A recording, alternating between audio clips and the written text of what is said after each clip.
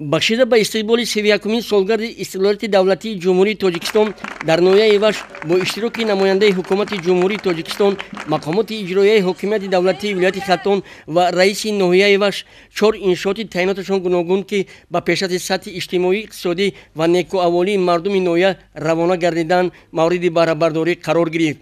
Дар доираи дастури ҳидоятҳои пешвои муаззами миллат оиди корҳои ободонию созандагӣ дар деҳаи фидокори ҷамъияти деҳоти Тоҷикободи ноҳия бо дастгирии мақомоти маҳал, кумитаи падару модарон ва соҳибкорони маҳаллӣ дар шафати муассисаи таъсисоти миёнаи умумии рақами 16 бинои нави таълимӣ иборат аз 2 ошёна, 10 синфхона ва дорои 3 утоқи корӣ барои 630 ҷойи нишаст пешбинӣ гардидааст. Дар ин ҷашни фархунда мавриди баҳрабардорӣ қарор гирифт. Зикр бояд намуд ки бинои таълимӣ ба тарзи муосир сохта шуда, синфхонаҳо бо мизу курсии замонавӣ ва таҷҳизотҳои таълимӣ муҷаҳҳаз гардонида шудаанд. طالب‌العلمانی این منبع علم و معرفت امکان دارند که در سیمخانه‌های توزیع و برهوا با تعلیم و تدریس فرا گرفته شوند. خوانندگان این تعلیمگاه از نرسیدن جای نشست تنقیسی می‌کشیدند. اکنون آموزگاران و خوانندگان امکان دارند که در این بنای خوشتر و زمانوی با تعلیم و تربیت نسل نورش مشغول شده در آینده نسل برکمال ملت را به پایان رسانند. از طرف مقامات اجرایی حکومت دولتی نوحه وش با اون نفرانی که در ساختمان این بنا سهم ارزنده خود را گذاشتند با سپاسنامه سرفراز گردانیده شدند.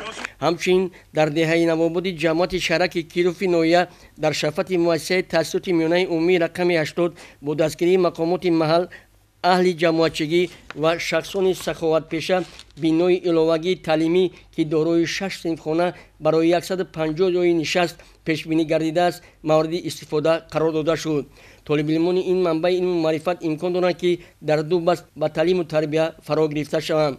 از طرف مقامات محل و کمیته پدر و مادران صنفخانه‌ها با میز و کرسی تجهیزات‌های تعلیمی مجهز گردانیده شدند. این از آن شهادت می‌دهد که در حدود نوحه ساحه معارف رشد یافته برای تامین خوانندگان با جای نشست تدبیرهای ضروری راه‌اندازی کرده می‌شود. در جماعت دیوتی 20 سالگی استقلالیت تاجیکستان نیز با دستگیری اهل جماعتچگی و شخصان سخاوتپیشه در شفت بنای مؤسسه تأسیسات میانه عمومی رقم 66 10 صنفخانه علاوگی برای 287 نفر خواننده ساخته شده مورد بهره‌برداری قرار داده شد. کارهای آبادانی و سازندگی در ناحیه همه‌ساله دستگیری همه‌جانبه یافته از جانب صاحبکاران وطنی و محلی انشاءات‌های تعییناتشان گوناگون ساخته به استفاده داده می‌شوند. در روز تجلیل جشن 31 سالگی استقلالیت دولتی جمهوری تاجیکستان در مرکز مأموری نوحه با اقدام صاحبکار محلی عظمت اسماعیلوف یک بینای خوشتر زمانوی تویخانه با اشتراک مهمانان مورد استفاده قرار داده شد. بینای مذکور به طرز معاصر ساخته شده به طلبات شهرداری و معماری جوابگو می باشد. این تویخانه برای 200 جای نشست پیشبینی گردیده با مبلغ زیاده از 1.5 میلیون سومانی ساخته شده است. شهروندان نوحه وش امکان دارند که چاره‌بینی و مرکه‌های خویش را در این تویخانه زمانوی گذرانند. بعد افتتاح انشاءات‌های تعییناتشان گوناگون در تالار افتابک خوجگی تخم‌پروری کلاب نوحه بخشیده به جشن 31 سالگرد استقلالیت دولتی جمهوری تاجیکستان با اشتراک مهمانان و منتکشان نوحه جوامد تنتنوی دایر گردید. در نزد حاضرین رئیس نوحه وش برآمد نموده تمام منتکشان نوحه وش را به جشن صاحب استقلالی مملکت تبریک و تهنیت نموده از جمله قید نمود که استقلالیت رمزی گویای دولتداری و افتخار از دولت و ملت خویش است. در مسیر تاریخ به دست آوردن استقلالیت دولتی آرزو و آمال چندین هزار ساله ملت شرفمند تاجیک ارزیابی میشد. ذکر باید نمود که در 3 ساله اخیر به ملت شرفمند تاجیک میسر گردید که با شرافت سیاست پیگیرانه پیشوای معظم ملت در رشدنمایی ساحه‌های اقتصادی و اجتماعی مملکت و کارهای آبادانی و سازندگی مردم شرفمند تاجیک نقش موثر گذاشتند.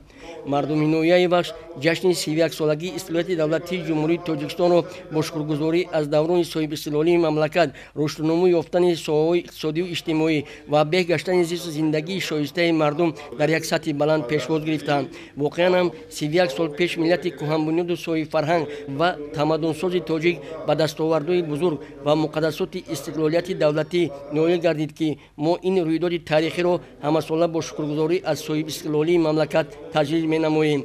نویای وقت در سالهای صاحب استقلالی از مرحله پیشرفت در رشد ساحه‌های خواجگی خلق مملکت در این دوره قدم‌های استوار گذاشته. در تامین رشد اقتصادی و اجتماعی نویا در قطار تشکیلات و اداره‌های داخلدار سهم جماعت‌های شهرک و دهات نیز نظررس می‌باشد.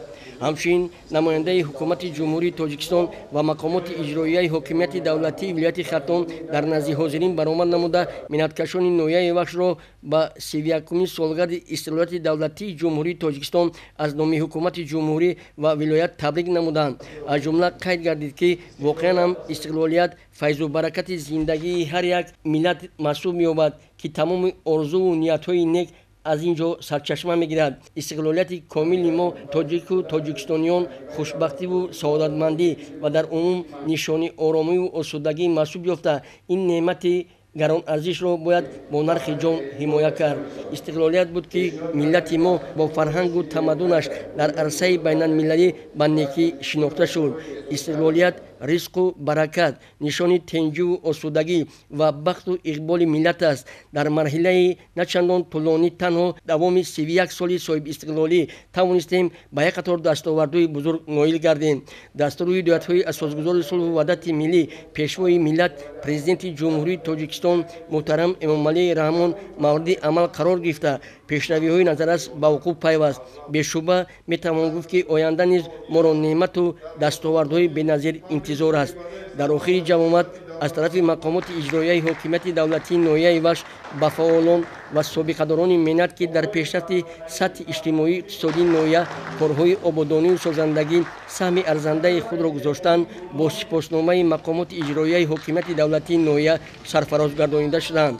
سپس برنامه کنسرتی شعبه فرهنگ نویا بخشیده به 31مین سالگرد استقلالیت دولتی تحت عنوان استقلالیت از خودشناسی و وطندوستی ابتدا می‌گیرد پیشکش همگان گردانیده شد که تجسمگر صلح و وحدت، تنجی و آرامی کشور و از فیض و برکت استقلالیت کامل در کشور عزیزمان بشارت می‌دهد.